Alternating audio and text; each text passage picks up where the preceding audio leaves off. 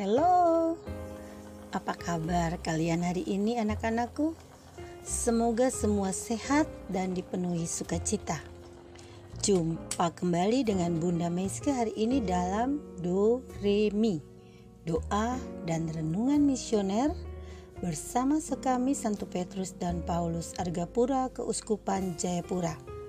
Edisi Selasa 28 Februari 2023 dalam Pekan Prapaskah pertama. Bacaan hari ini diambil dari Injil Matius bab 6 ayat 7 sampai dengan 15. Baiklah, sebelum kita mendengarkan Injil hari ini, marilah kita berdoa. Dalam nama Bapa dan Putra dan Roh Kudus. Amin. Allah Bapa yang penuh kasih, karena kebaikan hatimu, Engkau menciptakan manusia dengan kasih-Mu. Engkau mengiringi dan mendampingi kami dengan kasih dan rahmat-Mu. Dalam perjalanan hidup kami, ajar kami untuk mengerti kehendak-Mu.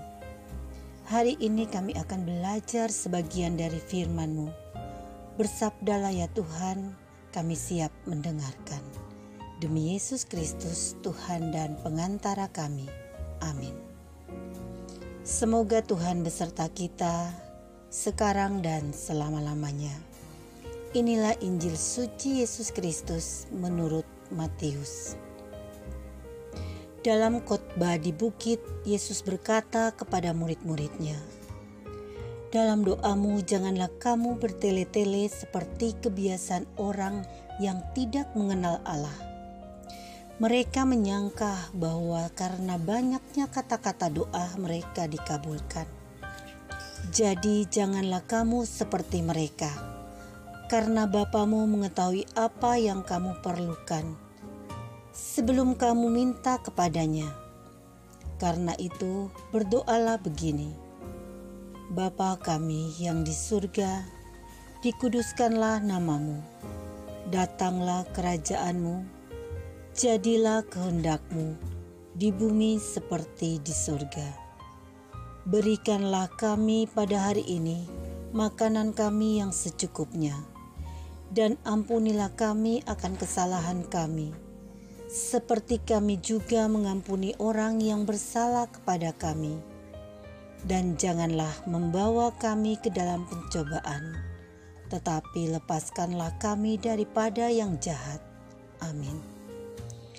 Karena jikalau kamu mengampuni kesalahan orang, Bapamu yang di surga akan mengampuni kamu juga.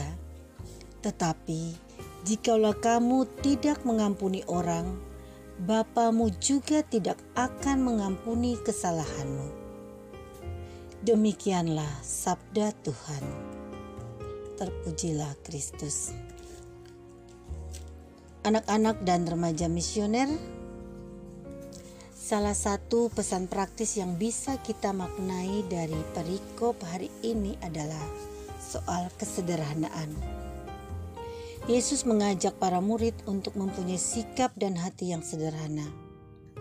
Hal itu dimulai dari relung yang paling dalam dari diri manusia, yakni ketika berdoa di hadapan Tuhan. Meski Tuhan adalah yang Maha Tahu, tetapi kita perlu berlutut di hadapannya dalam seluruh kesederhanaan yang kita miliki. Kesederhanaan menjadi salah satu ciri dari sikap kerendahan hati. Di hadapannya kita tidak ada apa-apanya. Kehebatan apa yang patut kita banggakan di hadapan Tuhan? Justru kita harus sadar, ada begitu banyak kelemahan dan kelalaian dalam diri kita. Kesederhanaan bukan berarti tidak memiliki apa-apa. Itu yang sering kita bilang miskin, tidak punya apa-apa. Tuhan Allah tidak menghendaki kita miskin seperti itu atau seperti yang kita pikirkan. Justru ketika kita mau berusaha, kelimpahan berkat menjadi hasil yang bisa kita nikmati.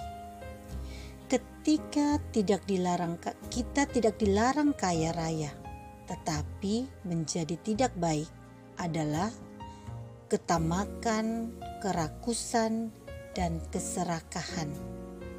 Sederhana bukan berarti harus hidup miskin. Ada banyak orang miskin yang hidupnya foya-foya. Sementara tidak sedikit pula orang yang kaya raya justru hidupnya sederhana dan bersahaja. Maka kesederhanaan muncul dari sikap batin yang keluar lewat sikap diri dan tingkah laku kita. Nah, diawali dari cara berkata-kata. Kita bisa melihat bagaimana orang itu dari cara dia berkata-kata. Seperti yang Yesus ingatkan hari ini, supaya dalam doa kita memakai kata yang sederhana. Anak-anak, Injil hari ini tidak berarti bahwa kita tidak boleh berdoa yang lama atau dengan kata-kata indah. Justru berdoa dengan kata yang indah akan menyejukkan hati. Tetapi ada syaratnya. Syaratnya yaitu kata yang kita keluarkan dalam doa kita adalah betul-betul yang keluar dari kesungguhan hati dan budi kita. Bukan hanya sekedar pandainya bersilat kata atau kita tidak seperti dibuat-buat. Apa yang sebaiknya terjadi adalah antara yang dikatakan dan yang dilakukan itu mempunyai titik sambung. Atau ada kaitannya apa yang kita perkatakan dan yang kita lakukan. Persis seperti doa yang diajarkan Tuhan Yesus. Siapa yang tahu tadi doa yang diajarkan kita di ayat-ayat tadi dalam perikop hari ini? Nah, benar, doa Bapa kami. Doa ini adalah doa yang indah, mesti dibarengi dengan tindakan yang anggun. Setiap kata yang kita keluarkan dalam doa berarti setelah itu perbuatan kita pun harus melakukan perbuatan atau tindakan yang baik. Misalnya, kalau kita berdoa dengan kata yang indah, lalu setelah itu mulut kita ini justru kita pakai untuk mengeluarkan kata-kata makian atau menghujat atau mencemooh, bahkan menghakimi orang lain, sahabat, adik, kakak, atau orang tua kita sendiri. Doa kita yang tadinya indah itu justru semua menjadi percuma di hadapan Allah. Karena apa yang kita keluarkan tidak sejalan dengan yang kita lakukan dengan tindakan kita. Nah, itu yang tadi Bunda katakan, bahwa mau berdoa dengan kata-kata indah itu lebih indah dan lebih baik dan terasa indah di hati. Tapi jangan hanya berdoa dengan kata-kata yang indah saja, tapi perbuatan kita pun harus mencerminkan kebaikan dan sikap hati kita sesuai perkataan doa kita. Nah, anak-anak, taburlah kebaikan dan kasih kepada orang lain. Sebab jika kita mau segala kesalahan kita diampuni Tuhan, maka ampunilah orang lain terlebih dahulu. Tetaplah hidup dalam kesederhanaan dan rendahkanlah dirimu di hadapan Allah. Semoga sabdamu ya Tuhan mampu mengubah hati kami. Amin. Baiklah anak-anak, marilah kita berdoa bersama doa anak misioner. Tuhan Yesus, Engkau diutus Bapa menjadi berkat bagi dunia, menjadi selamat bagi manusia. Utuslah kami anak-anak-Mu di Indonesia untuk menjadi sahabat yang kuat bagi yang lemah, sahabat yang rela berkorban bagi yang menderita payah, sahabat penghibur bagi yang sakit dan gelisah. Tuhan Yesus, kami pun ingin menjadi utusan-utusan kecil-Mu, teman setia bagi yang tersingkir terlantarkan, teman bicara bagi yang kesepian terlupakan, sobat yang gembira bagi yang sedih dan susah, sobat penuh penghargaan bagi yang tak dicintai. Tuhan Yesus, utuslah kami kini dengan bantuan Roh Kudus-Mu, menjadi garam dan ragi yang baik, menjadi terang dan obor yang cemerlang, membawa kegembiraan dan pengharapan. Tuhan Yesus, kuduskanlah badanku dan sucikanlah jiwaku. Ku persembahkan diriku padamu hari ini. Berkatilah semua anak dimanapun juga. Berkatilah semua orang yang kami jumpai siapapun juga. Amin.